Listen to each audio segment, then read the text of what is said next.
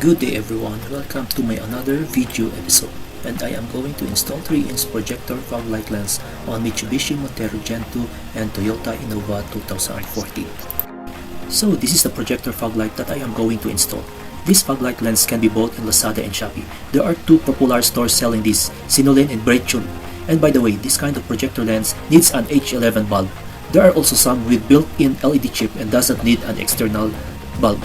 Now let us start on Montero Gen2. So this 3-inch projector fog light is not a plug and play on Montero. There will be a lot of modifications since this is a 3-inch projector. But if you install the 2.5-inch projector lens, then it will be easier to install and almost a plug and play installation job. In this process, I will be using an M6 40mm screw as mounting so that I can adjust the fog light forward around 20mm.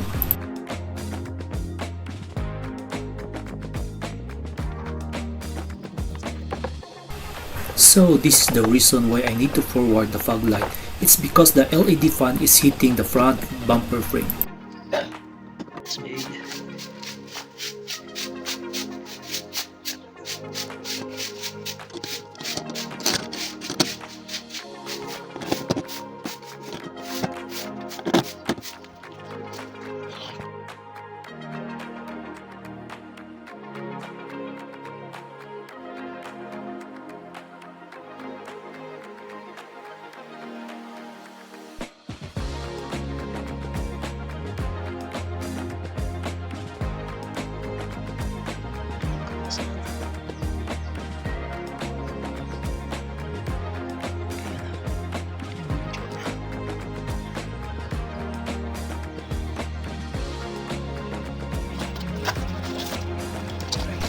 Now let's proceed to Toyota Innova 2014 fog light installation.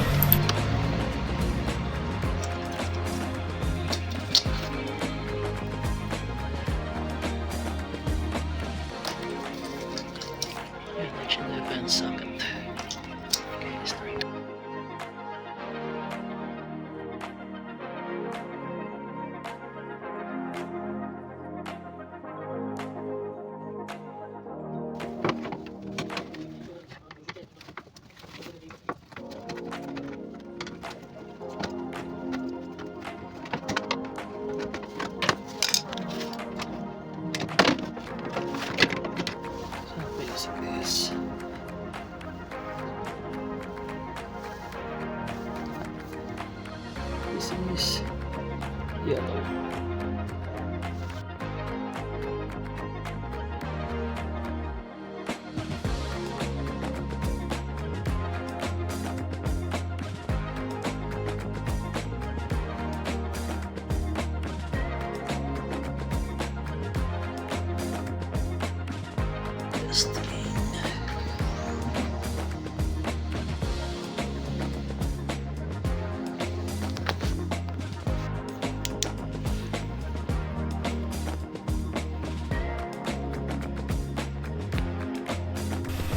Now let's test the fog light output on Montero Gen2.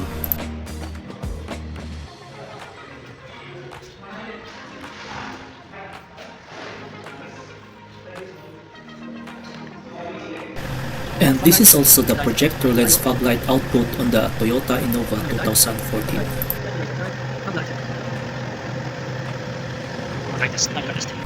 So I took this picture on the roof of the vehicle.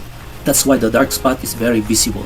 But once you are on the driver's POV, you will already not see this.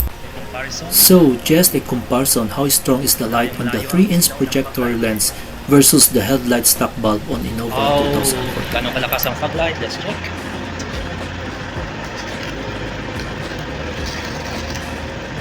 You can see consistent of 2, 2, 2, 3, 2, 1, and 6.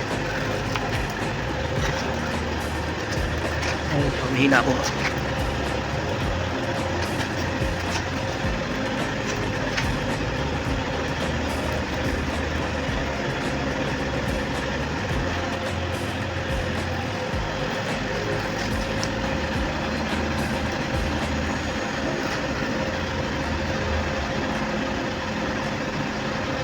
So my highest, yan, 800.